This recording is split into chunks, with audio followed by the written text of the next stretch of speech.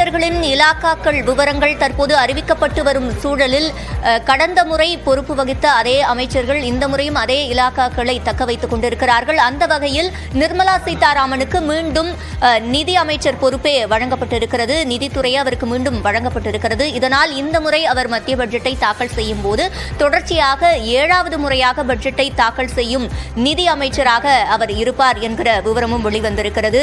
மீண்டும் நிதித்துறை என்பது நிர்மலா சீதாராமனுக்கு ஒதுக்கப்பட்டிருக்கிறது. முன்பாக பாதுகாப்புத்துறை ராஜ்நாத் சிங்கிற்கும், நிதின் கட்கரிக்கு சாலை போக்குவரத்து துறையும், வெளியுறவுத்துறை ஜெய்சங்கருக்கும் வழங்கப்பட்டிருந்தது. தற்போது அந்த வகையில் நிர்மலா சீதாராமனுக்கு மீண்டும் நிதித்துறையே ஒதுக்கப்பட்டிருக்கிறது.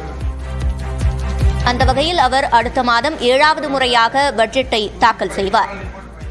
பிரதமர் நரேந்திர மோடி தலைமையிலான மத்திய அமைச்சர்களுக்கான இலாக்காக்கள் விவரங்கள் தற்போது வெளிவந்து கொண்டிருக்கின்றன.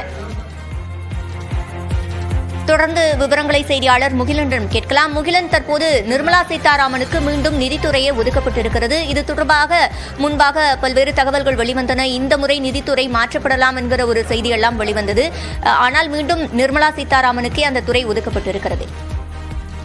கண்டிப்பாக சிவரஞ்சனி, நாம் காலை முதலே நீங்கள் கூறியது போல இந்த முறை நிதித்துறை அமைச்சராக வேறொருவர் நியமிக்கப்படலாம் என்ற ஒரு தகவல் தான் வெளியாகி இருந்தது. ஆனால் தற்போது தகவல் மீண்டும் நிதி அமைச்சகத்துக்கு நிர்மலா சீதாராமனே நியமிக்கப்பட்டிருப்பதாகத்தான் தற்போது தகவல்கள் வெளியாகியிருக்கிறது சிவரஞ்சனி. அதே போல மேலும் சில அமைச்சர்களுக்கான இலாக்காக்கள் தற்போது வழங்கப்பட்டிருக்கிறது. அதை ஜித்தன் ராம் மாஞ்சி கூட்டணி கட்சி தலைவர், அவருக்கு MSME சிறு குறு தொழிற்சாலைகள் தொடர்பான அந்த கேபினெட் ஆனது ஜித்தன் ராம் மாஞ்சிக்கு வழங்கப்பட்டிருக்கிறது. அதே போல அந்த அமைச்சகத்தின் இணை அமைச்சராக சோபா கரண்டலேஜி, அதாவது கர்நாடகாவிலிருந்து வரக்கூடியவர், அவர் இணை அமைச்சராக இருப்பார். அதே போல நம்ம ஏற்கனவே மனோகர்லால் கட்டர் நாம் ஏற்கனவே கூறியிருந்தோம். அதாவது ஒரு கேபினெட் அமைச்சருக்கு 2 இலாக்காக்கள் வரை வழங்கப்படும் என்று நாம் ஏற்கனவே தெரிவித்திருந்தோம். அதன்படி தற்போது அவருக்கு மினிஸ்ட்ரி ஆஃப் பவர் மற்றும் ஹவுசிங் அண்ட் அர்பன் அஃபேர்ஸ் 2 அமைச்சகங்கள் அவருக்கு வழங்கப்பட்டிருக்கிறது.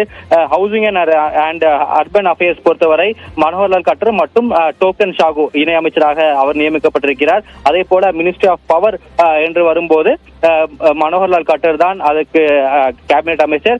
ஸ்ரீபத் யசோ நாயக் இணையமைச்சராக தற்போது அவர் நியமிக்கப்பட்டிருக்கிறார்.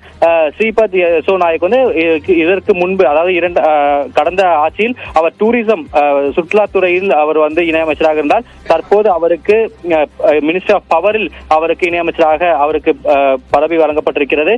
அதே போல நம்ம ஏற்கனவே சொல்லியிருந்தோம் MSME அது ஜித்தன் ராம் மாஞ்சிக்கு வழங்கப்பட்டிருக்கிறது. இணையமைச்சராக சோபா இருப்பார். இதில் மிக முக்கியமாக நாம் பார்க்க வேண்டியது இந்த நிதித்துறையை தான்.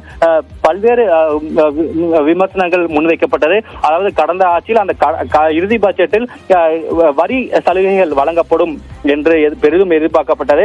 ஆனால் அந்த வரி சலுகைகளும் எதுவும் வழங்கப்பட, இதனால் பல விமர்சனங்கள் மற்றும் பல கேள்விகள் முன்வைக்கப்பட்டது.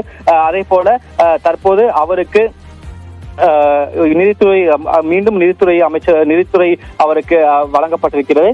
இவரும் அந்த ராஜ்யசபா ரூட் மூலியமாகத்தான் வருவார். இந்த முறை அவர், அதாவது பாஜக அவருக்கு அந்த சீட் வழங்குவதற்கு முன்பாகவே தான் போட்டியிட விரும்பவில்லை என்றும், தேர்தலில் போட்டியிடும் அளவிற்கு தன்னிடம் நிதி வசதிகள் இல்லை என்ற ஒரு காரணத்தை சுட்டிக்காட்டி அவர் போட்டியிடுவதை தவிர்த்தார். அவர் ஏற்கனவே ராஜ்யசபா மெம்பராக இருக்கிறார். அதனால் மீண்டும் அவர் நிதித்துறை அமைச்சகத்திற்கே வருவார். சிவரஞ்சனி, மீண்டும் அமித்ஷாவுக்கு மீண்டும் அந்த உள்துறை அமைச்சகமானது வழங்கப்பட்டிருக்கிறது. மிக முக்கியமாக நாம் ஏற்கனவே நியூஸ் 18 தமிழ்நாட்டில் பதிவு செய்திருந்தோம். இந்த 3 அமைச்சகங்கள், உள்துறையாக இருக்கட்டும், அல்லது பாதுகாப்பாக இருக்கட்டும், அல்லது வெளியுறவுத்துறையாக இருக்கட்டும், இந்த 3மே கண்டிப்பாக பாஜக வசம் தான் இருக்கும். இது கூட்டணி கட்சிகளுக்கும் இது உறுதியாக தெரிவிக்கப்பட்டது. தற்போது அமித்ஷாவுக்கு அந்த உள்துறை அமைச்சகமான வழங்கப்பட்டிருக்கிறது. பாதுகாப்புத்துறை பொறுத்தவரை ராஜ்நாத் சிங் கடந்த ஆட்சியில் இருந்தார். அவர் மீண்டும் அதை தொடர்கிறார். அதே போல வெளியுறவுத்துறை அமைச்சகம் ஜெய்சங்கர் கடந்த முறையும் அவர் இருந்தார். முக்கிய துறைகள் பாஜகவின் மத்திய அமைச்சர்களுக்கே ஒதுக்கப்பட்டிருக்கிறது. தற்போது அந்த விவரங்களை பார்த்து வருகிறோம். தொடர்ந்து அடுத்தடுத்த மத்திய அமைச்சர்களுக்கு என்னென்ன இலாக்காக்கள் ஒதுக்கப்படுகின்றன என்பதை சிறிய இடைவேளைக்கு பிறகு பார்க்கலாம்.